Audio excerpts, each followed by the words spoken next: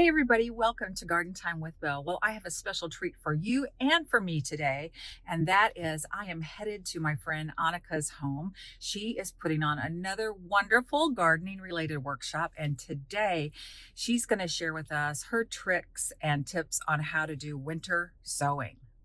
You might recall that this past summer I attended a different workshop at Annika's, and that was her flower school, they call it. And it was such a fun event where we were guided through some floral design by a local wedding florist, and it was just amazing. It was so much fun, and I certainly learned a lot, and I know the same can be said of this winter sowing workshop.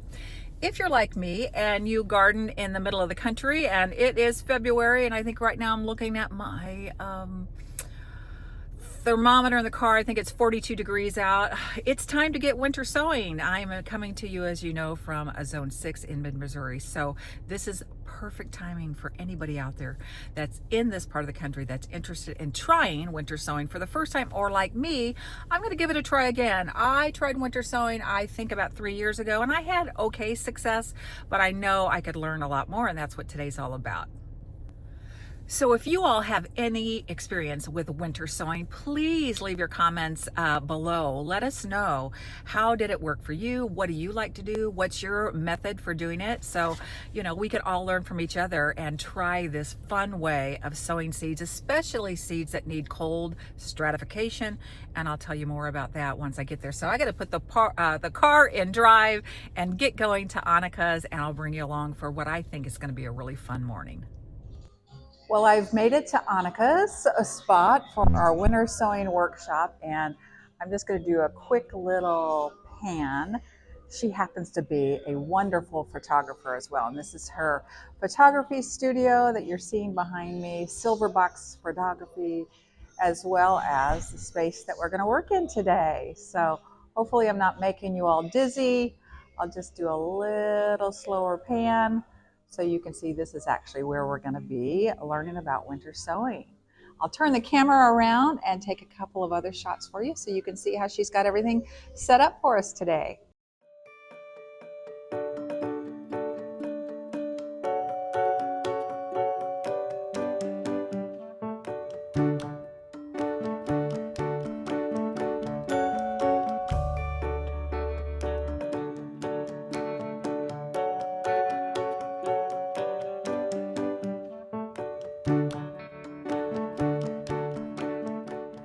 So I've selected the seed I think I want to winter sow, and I'm going to go with this Echinacea purpurea, this purple coneflower, a real classic perennial in the garden, and these bachelor buttons. I've never grown bachelor buttons before, but I think these are going to go great with the color palette I'm choosing with all my other cut flowers that I'll be starting in seed cell trays. So it'll be really fun to try these through using the winter sowing method. Hey everybody, for the next few parts of this video, I'm going to do a voiceover for you all just to protect sort of the privacy of Annika's students, participants in our workshop. So I'm going to kind of narrate what you're seeing, and of course you're seeing here Annika is moistening the potting soil, super important. Now she's showing us various jugs that you can use and how important it is to create holes in the bottom for drainage. Just like everything else we do, these are going to need plenty of drainage because that moist soil is going to sit in there for several weeks before we're able to pull those seedlings out of our milk jugs or distilled water containers and get them in our garden. And she's using a soldering iron, which works great. In fact, one of my videos from last year, I showed you all how I like to use a soldering iron too to pop holes into plastic containers. So anyhow, yeah, so you can see here's some that she put on the milk jug. And now she's showing how important it is to create a lid. And the way you do that is use very carefully use this knife to open up your milk jug, and you're going to cut all the way around the jug, but not quite all the way around because you want to create a hinge. So let's watch Annika do that for us. And you're going to need to be able to open up this jug, obviously, in case you need to check on your seedlings. You shouldn't really need to open it up until you get closer to time where you want to harvest the seedlings, but just in case, you do need a pretty easy way. And there she goes. So she's shown us how to do it on a milk jug. So now it's my time to grab some containers for my little winter sowing seeds, and I have chosen these clear containers. You want to remove the lid and leave the lid off. So recycle your lids. You want that lid off because you want that opening so that air can escape, but also so that when it rains or snows in the winter, some of that moisture can get down inside your containers. So that's important. I'm removing the labels so that I can see how my plants are doing. You don't have to remove the labels, but I want to take advantage of these crystal clear distilled water containers. And so now it's my turn to follow Annika's instructions and cut all the way around with leaving just a little bit of the plastic so I can create a hinge. These particular distilled water containers are so easy to cut because you can probably see there's some ribbing. And so that blade that I'm using fits right in the little rib. And so boom, could not have been easier to do that. So now it's time for all of us, once we've got our hinges created, to go over and fill it up with at least 4 to 5 inches of well-moistened, high-quality potting mix. And in this case, Annika is using the Pro Mix. So here we go. I've got the soil up nice and tall. Okay, this little segment of the video is showing you how Annika uses a large plastic tub, which has holes in the bottom, and it does have a lid with holes in the top, but she fills the bottom with a little bit of soil that's nice and moist, and then she fills these individual clear plastic cups that also have drainage holes on the bottom. If you want to sow just a few seeds and have them grow on, and then when it's time to plant them out, you just pop them out of those cups and straight into your garden. All right, so time for me to sow my bachelor buttons, and she recommends you just broadcast several seeds on top of your moistened soil. And I didn't count, I have no idea. You can overseed for sure, and then you can cut out the weaker ones and pull them apart when you get ready to plant. And then I chose to sow some Echinacea purple coneflower. This is a perennial, and I'm hoping to sow several of these and hope I get decent germination, because I'm not exactly sure where they're going to go in my garden, but those of you that follow my videos know that I have a 2-acre pollinator habitat, and I love my pollinator habitats filled with natives. However, it doesn't have much purple, and I'm trying to figure out, is there a way I can plant out some of these in my pollinator habitat, maybe lining my pathways that lead up to our seeding area. So I'm going to give that a go this year and see if that experiment will work.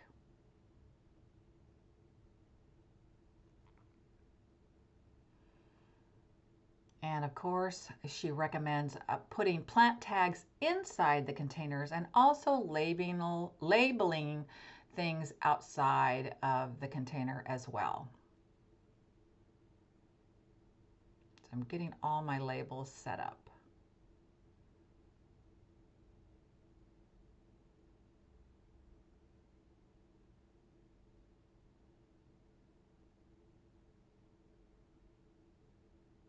So down we go, and I'm gently pressing the Echinacea seeds down in. They only need to be buried about 1/4 of an inch, which is hardly anything. So sometimes you can just press them in, but I chose to add a little bit more soil on top so they have good contact with this moist potting mix. Now I jumped to a different container, so don't be surprised, but this is actually my Bachelor Buttons container, so I'm going ahead and labeling it on the outside as well. Okay, final step. Here's Annika showing us how to close up your containers nice and tight so they act like little greenhouses. And all you need is some duct tape, and very carefully just wrap it around where you have created the cuts and give it a little tight pat to make sure your tape is nice and secure so that when you lift your jug up, it stays together.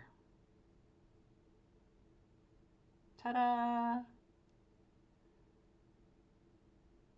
So now it's my turn. I need to get my duct tape on all of my little mini greenhouses.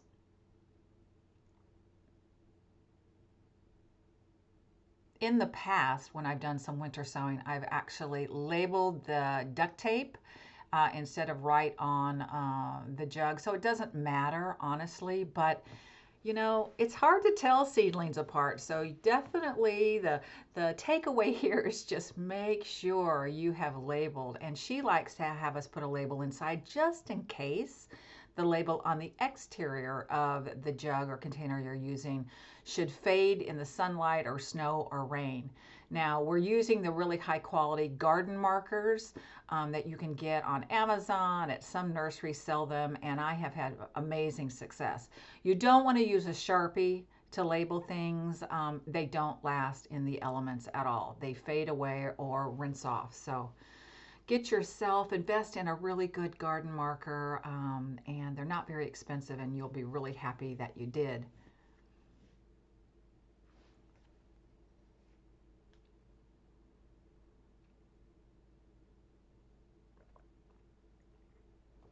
If you look at my work surface, I think I should have won the prize for the messiest gardener today.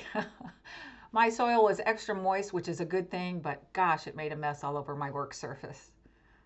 But that's what gardening's all about, right? If you don't like messes, you probably shouldn't be digging in the soil. Okay, here you see us lifting our containers. Her tip is, how are you going to know if your soil's too dried out? Do the lift test. If it's nice and heavy, chances are it's full of moisture. If it's not, it's probably dried out. And one last pan around the room with these lovely gardeners all ready to take home their little mini greenhouses and hopefully explore a lot of success with winter sowing. So everybody, I have Annika here, and I apologized earlier to her because I have a friend named Annika, another friend, and this is Annika. So I apologize to you all for mispronouncing your name. But anyways, so we are finished, and Annika was so sweet to let me stay after for a little bit. So you guys could get to meet her and learn a little bit about what she does. And so thank you so much for doing this. So, okay. So I know a little bit about you, and especially as a professional photographer with Silver Box Photography here in Columbia, Missouri. But I really want to know more about your interest in gardening. Sort of, where did that come from? Yeah, I grew up on a farm, and my parents had a garden when I was a kid.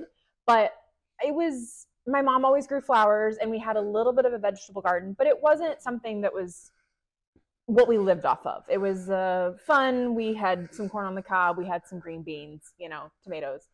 And my parents stopped gardening as I got a little older. I think they just were too busy in life. And when I lived in my small house in town, I didn't have space. My yard was, when I bought the house, it was a rain garden, native plant jungle. If you like native plants, great. A lot of people do. To me, it was a mess.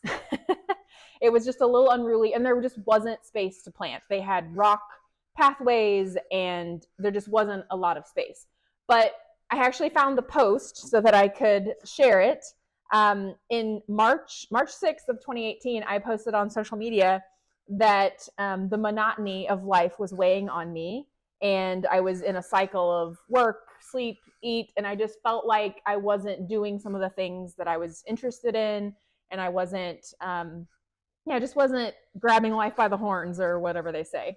And so in the post, I said, shouldn't I be gardening and eating the actual fruits of my labor?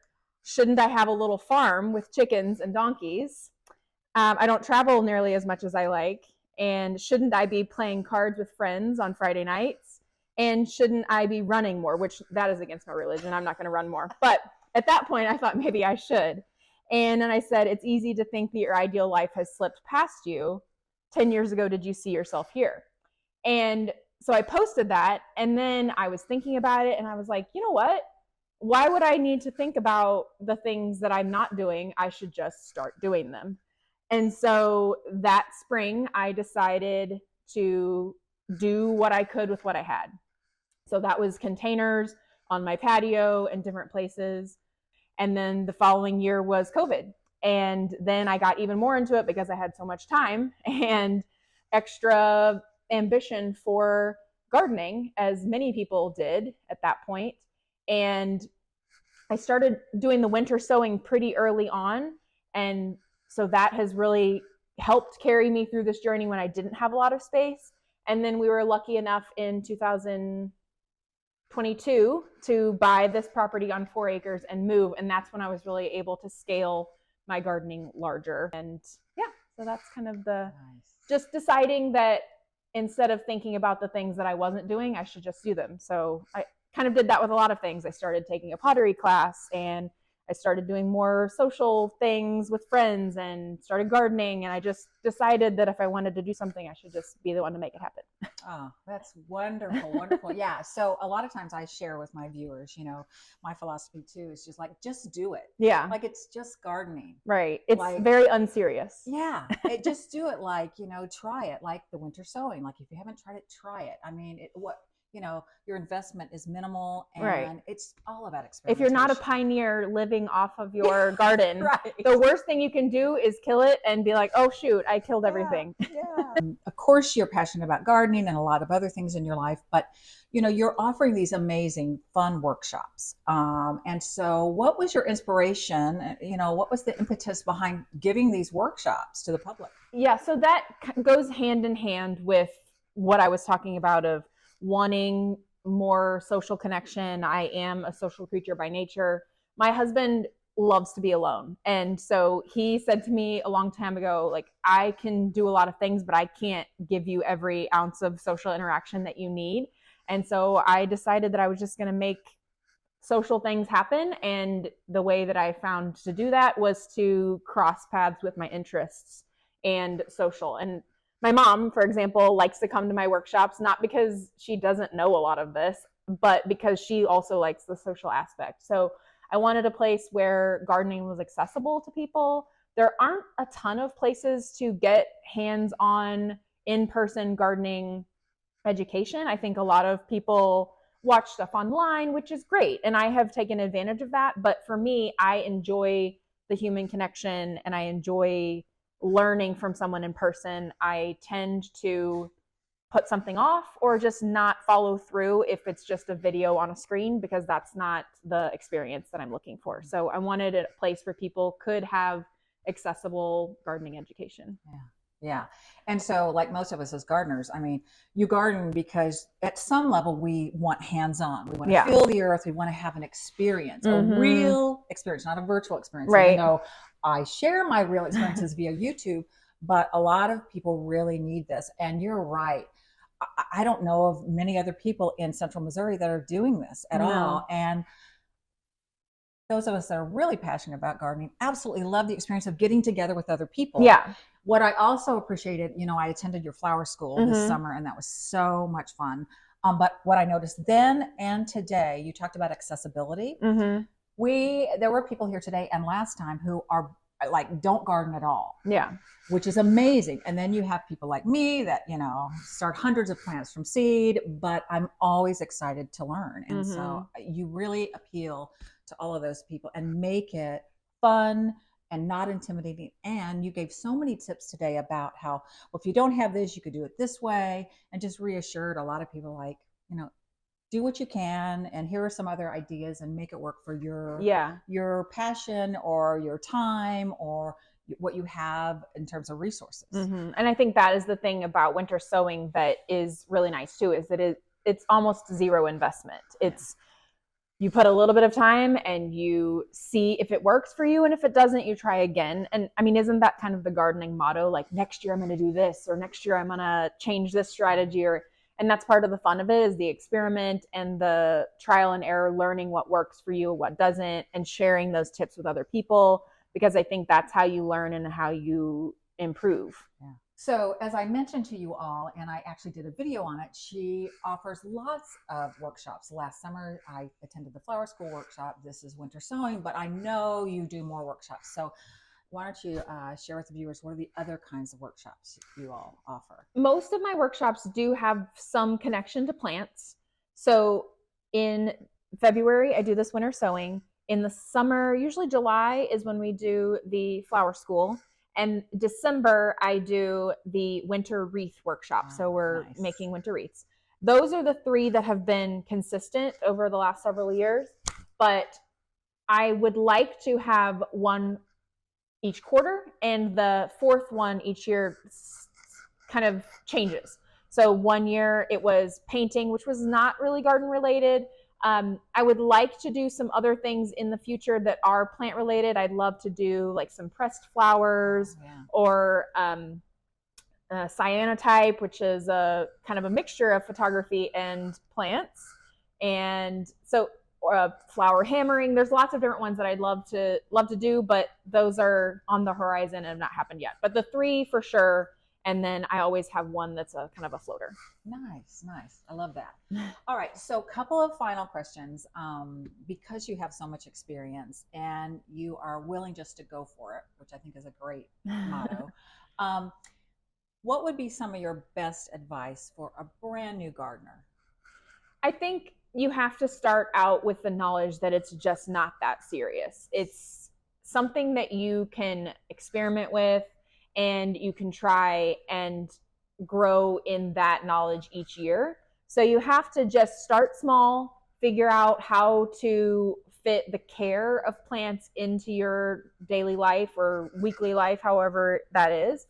And just know that if something dies, you can get a new plant. It's just not something that you should spend a lot of time guilting or shaming yourself over, because even the most experienced gardeners kill plants. Even the most experienced gardeners go into it knowing that they are going to kill things.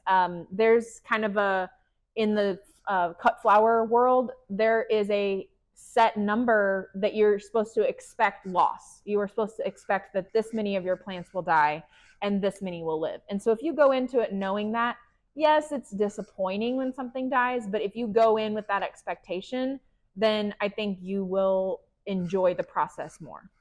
So having said that, what's the best way for folks to learn about your workshops? I have a Facebook page called Workshops at Annika's. I am not a consistent poster, but I do post whenever there is an actual event. So you'll see 4 to 5 times a year, you'll see a post from me. And then occasionally I'll do a follow-up post after the event with some photos. So I will make sure, everybody, to put a link to her Facebook page for you to follow. I'll make sure that's in the description below. So look for that if you're interested. And I know you love all kinds of flowers. If you had to grow only 3 types of flowers, what would they be? So she warned me this question was going to come at the beginning, so I had a few minutes to think about it. But I had 2 very quick answers, and that's dahlias and zinnias. My third answer is kind of a cop-out, because I'm going to say the thing that you have the capacity to care for. So there are things that I love to grow or love to see. Tulips. I love tulips. I don't grow them. I don't grow spring flowers very often. I've grown tulips once, and it was just a little disheartening to rip the bulbs out and compost them. And I just don't have as much time to dedicate at that time of year. So my third answer is the thing that you have the time and the space for. I grow a lot of different stuff, but I would say dahlias and zinnias are my favorite, just in terms of pumping out a lot of blooms and use and instant beauty. And then after that, I don't know that I could nail down my favorite because the list is very long. Yeah. I feel the same. And dahlias and zinnias are in my top three for sure. Yeah, absolutely. Well, thank you so much for letting me bring my camera and bring my viewers along. And truly, everybody, gosh, if you're lucky enough to live in Central Missouri, you really and love gardening and you want to learn more, follow Annika's Facebook page for her workshops, and I'll be bringing you more fun events from this wonderful place. So anyways, thanks everybody. Bye. Bye.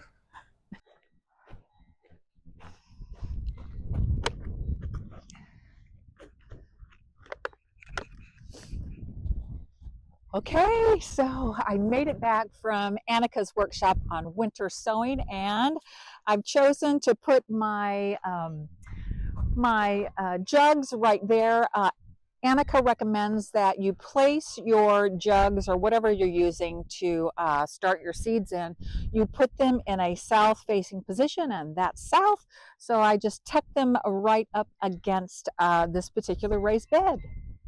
Well, they don't call it winter sowing for nothing. It is really cold out here. It's not even 40 degrees here in my garden, but doesn't matter. That's what winter sowing is all about. These plants will be just fine.